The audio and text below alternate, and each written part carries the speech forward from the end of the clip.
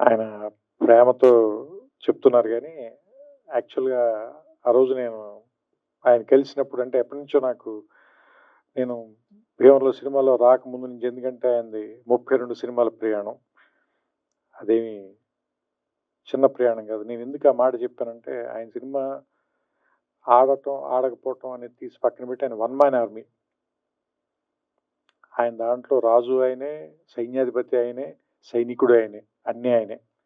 So, ఒక్క మనిషి ఆహ్, సినిమా ఆలోచన పుట్టడం దగ్గర నుంచి, దాని ఎగ్జిక్యూషను, దాని తాలూకు రిలీజ్ వరకు సినిమాని తీసుకెళ్ళి, జనం ముందుకి థియేటర్‌లో సినిమాని ఒకే ఒక వ్యక్తి ఇంత ప్రయత్నం చేస్తున్నారంటే, అది కూడా ఖచ్చితంగా ఏదో ఒక కారణం ఉండి తీరాలి సినిమాకి.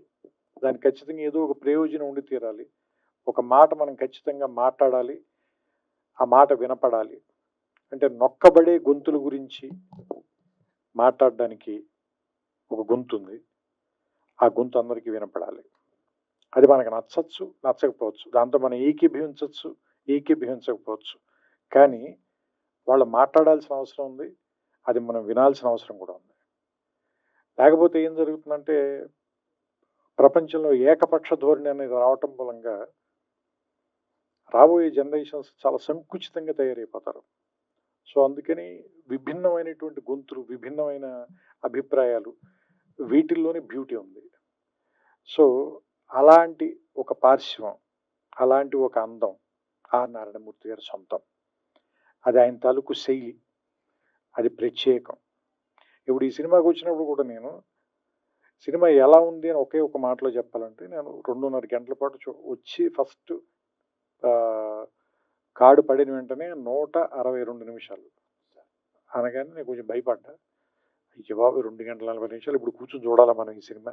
ఫస్ట్ వచ్చే భయం. ఎందుకంటే కరోనా తర్వాత అందరికీ కూడా ఏ సినిమాని కూడా 20 నిమిషాల మించి, 30 నిమిషాల మించి చూడలేనటువంటి ఒక ఏమంటారు దాన్ని? అది యాంగ్జైటీ అనాలా? అసహనం అనాలా? అలాంటి పరిస్థితిలో ఉంది ప్రపంచం మొత్తం.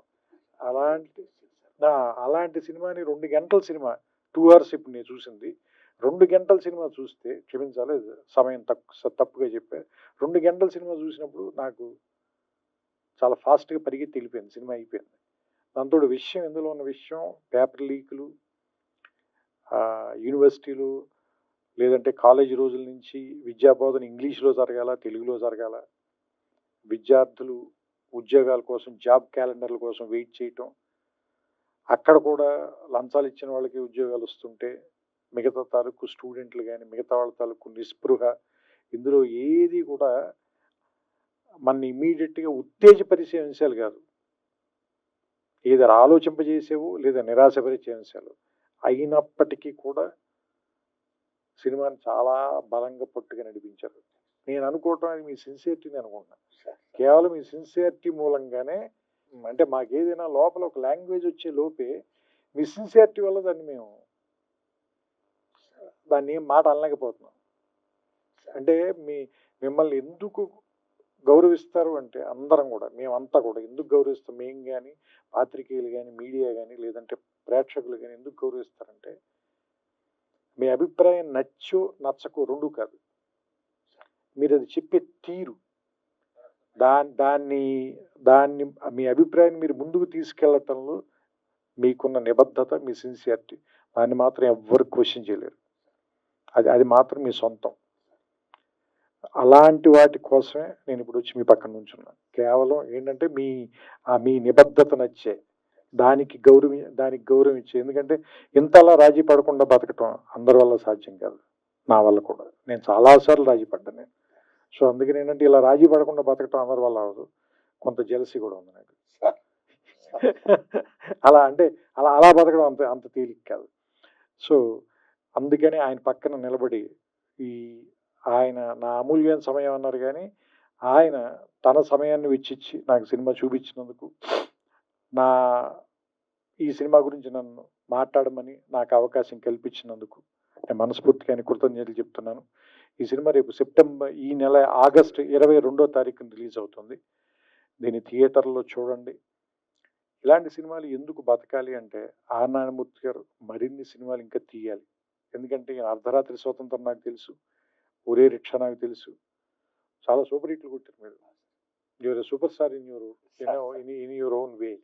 సో ఇప్పుడు కూడా చెప్తున్నాం కదా, ఆ స్టార్ ప్రెసెన్స్ అయితే ఉంది. మీకు తెలుసో తెలీదో మేము ఒక సినిమాలో క్యారెక్టర్కి మిమ్మల్ని అనుకున్నాం, కానీ నాకు ఎవరు ఏం చెప్పారంటే ఆయన చేయరని చెప్పారు. ఎందుకంటే మీరు రెమ్యూనరేషన్ ఆఫర్ చేసైతే ఆర్ నారాయణమూర్తి గారిని కొనలేరు అన్న. సో అంటే మీరు చెబితే ఎందుకు జనం ఇలాంటి విషయాలు మీరు చెప్తేనే ఎందుకు వింటారు అంటే, మీరు దాని డబ్బుల కోసం సక్సెస్ కోసం చెప్పరు, నిజంగా దాన్ని ప్రజలకు తెలియజేయాలని చెప్తారు కాబట్టి దాన్ని చూడడానికి వస్తారు, దాన్ని గౌరవిస్తారు. ఇప్పుడు నేను కూడా 2 గంటల పాటు నేను ఎందుకు గౌరవించి చూసి ఇక్కడికి వచ్చి మాట్లాడుతున్నానంటే దానికోసం. సో ఈ సినిమా ఆడాలి. మీరు ఖచ్చితంగా నెక్స్ట్ సినిమా ఇంకా చాలా ఏమంటారు దాన్ని, కొంచెం ఎక్కువ డబ్బులు ఖర్చు పెట్టి ఇంకా మంచి ప్రొడక్షన్ వాల్యూస్తో తీయటానికి అవకాశం కలిగేలాంటి డబ్బులు ఈ సినిమా మీకు ఇవ్వాలని, అలాంటి సక్సెస్ వస్తుందని నేను కోరుకుంటూ, ఎస్పెషల్ ఇందులో నాకు ఆ గద్దర్ గారి పాట కూడా బాగా నచ్చింది. అది గద్దర్ గారు రాశారు, మీరు చెప్పిన తర్వాత నాకు ఇంకా ఆనందం వేసింది, ఎందుకంటే నాకు ఇష్టమైన రచయిత ఆయన. సో ఆయన పాట చాలా బాగుంది, ఆ పాట మాత్రం. సో నేను ఆ పాట మీరే పాడారేమో అనుకున్నాను, ఎందుకంటే వాయిస్ విని కొంచెం రాగా ఉంది వాయిస్ అయింది. సో అంటే ఆ పాత రికార్డింగ్ని వాడుకున్నట్టున్నారు మీరు, అందుకని that was a good song తాత ముత్తాతలు ఆ song. And I like the film అండి, నాకు నచ్చింది సినిమా. సో మీ అందరికి కూడా నచ్చుతుందని ఆశిస్తున్నాను. మరోసారి మా కోసం ఇంత రాత్రి సమయం వరకు వెయిట్ చేసిన పాత్రికేయులందరికీ కూడా నా కృతజ్ఞతలు చెప్పుకుంటూ, నాకు అవకాశం ఇచ్చిన నారాయణమూర్తి గారికి మనస్ఫూర్తిగా నా అభినందనలు. అండ్ ఈ సినిమా సక్సెస్ అవ్వాలని నేను ఆకాంక్షిస్తూ ఆయనకి నా శుభాకాంక్షలు తెలియజేస్తున్నాను.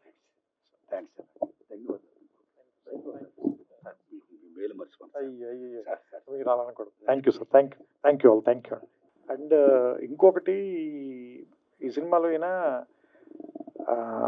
ఐ కాంట్ బ్రీత్ అని 1-2 సందర్భాల్లో చెప్పారు. అంటే ఎందుకు అంటే ఉక్కిరి బిక్కిరిగా ఉంది. ఎవరికి ఉక్కిరి బిక్కిరిగా ఉంది అంటే, ఈ సినిమాలు చూస్తుంటే నాకు అనిపించింది, పిల్లల చదువుల కోసం, వాళ్ళ భవిష్యత్తు కోసం వీళ్ళ వర్తమానాన్ని తాకట్టు పెట్టిన తల్లిదండ్రులకి చాలా ఉక్కిరి బిక్కిరిగా ఉంది. దీని విష సంస్కృతి అనాలా, లేదంటే ఇది మనం దేని వెనకాల పరిగెడుతున్నాం? చదువు వల్ల వచ్చే సక్సెస్ వెనకాల, లేదా నిజంగా జ్ఞానం వెనకాల? జ్ఞానం వెనకాల పరిగెడుతుంటే ఇంత డబ్బులు విసిరేసి ఎందుకు పరిగెత్తాలి మనం? ఆ క్వశ్చన్ అయితే మాత్రం వచ్చింది సార్. సో అంటే యాక్చువల్గా జ్ఞానం మనకి ఆనందాన్ని ఇవ్వాలి. ఇంత నొప్పి ఎందుకు ఇస్తుంది, ఇంత బాధను ఎందుకు ఇస్తుంది, మన కన్న వాళ్ళకి ఇంత కష్టాన్ని ఎందుకు ఇస్తుంది? ఎందుకంటే నేను కూడా ఇంజనీరింగ్లో ర్యాంక్ వచ్చి, బట్ అది ప్రైవేట్ కాలేజీలో వచ్చింది నా ర్యాంక్, 3000 చిల్లర ఎంత ర్యాంక్ వచ్చింది. మా ఫాదర్కి మేము 4 పిల్లలం, ఆయన చదివించలేను అన్నాడు. సరే మరి ఆయన తేలిగ్గా చెప్పారో లేదా నేను తేలిగ్గా తీసుకున్నానో తెలియదు, కానీ దాన్ని పెద్ద పట్టించుకోకుండా నేను గ్రాడ్యుయేషన్ బీఎస్సీ చదువుకోరానంటే నేను బీఎస్సీ చదివేశాను. కానీ అంటే ఇప్పుడు వీళ్ళని చూస్తుంటే అప్పుడున్నంత తేలిగ్గా సమాజం ఎందుకు లేదు, ఇప్పుడు మనుషులు కూడా ఎందుకంత తేలిగ్గా ఎందుకు లేరు, ఎందుకంత సుఖంగా లేరు, ఎందుకంత బరువుగా ఉన్నారు అంటే మనం అంత ఒత్తిడి పెట్టేస్తున్నాం పిల్లల మీద. ఇందులో పెట్టారు చూసారా, నువ్వు అన్నం కలుపుకునే టైంలో పుస్తకం చదివితే బెటర్ కదా అని చెప్పి మదరు, ముద్ద తిను, నువ్వు చదువుకో, అన్నం మాత్రం నేను కలిపి పెడతాను, అంత ఒత్తిడి ఎందుకు పెట్టేస్తున్నారు పిల్లల మీద? అంటే వాళ్ళ భవిష్యత్తు గురించి వీళ్ళు ఎందుకు వీళ్ళ వర్తమానాన్ని తాకట్టు పెట్టేస్తున్నారు? ఆ పాయింట్ బాగా నచ్చింది నాకు ఈ సినిమా, అదొకటి చెప్పాలనిపించింది, అందుకని మళ్ళీ తీసుకున్నాను. Thank you.